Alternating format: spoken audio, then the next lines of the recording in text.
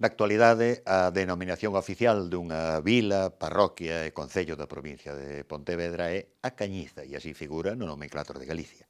Non obstante, desde a Comisión de Toponimia e o Seminario de Onomástica da Real Academia, emitiuse dictame propoñendo a restitución da forma xenuína galega que era a caniza. Caniza é unha palabra común en galego derivada de cano, de cana, igual que o seu masculino canizo, son termos moi presentes na toponimia galega que designan ou que designaron en orixe obxetos ou construcións feitos con canas, é unha palabra derivada de cana, construídos con canas ou ben cubertos de canas. En moitas zonas de Galicia, canizo é sinónimo de hórreo. O lugar da Caniza pertencía originariamente á parroquia de Baleixe, integrada no Couto das Achas, que na Idade Media, ou finais da Idade Media e inicios do século XVI, pertenceu ao mosteiro da Franqueira, e a partir de mediados do século XVI pasou a depender do Condado de Salvaterra. A documentación que posuímos desa época faise mención en ocasións da localidade e aparece mencionada co nome de A Caniza.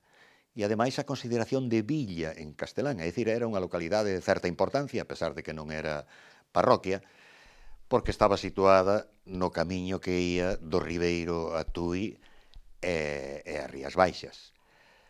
Desde o século XVI, como digo, temos suficiente información e rexistros escritos do nome onde se denomina Caniza.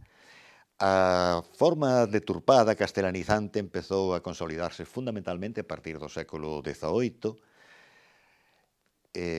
sobre todo cando se constitúe a parroquia da Caniza como unha parroquia, en primeiro lugar, parroquia anexa da veciña de Baleixe e, finalmente, xa nas primeiras décadas do século XX, como parroquia autónoma.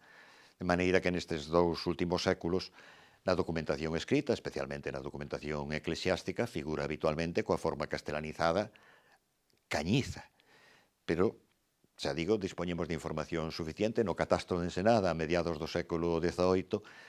Xunto con esta forma castelanizada aparece moitas veces a forma xenuína Caniza. E por outras informacións de que dispoñemos, a pesar de que, xa digo, nos dous últimos séculos oficialmente figuraba como Cañiza nos repertorios e nos nomenclátores, temos información de que na memoria popular da zona e mesmo na fala seguiu sobrevivindo a forma Caniza, dado que Cañiza é unha deturpación castelanizante e a lei dictamina que a forma oficial dos topónimos galegos debe ser a forma galega.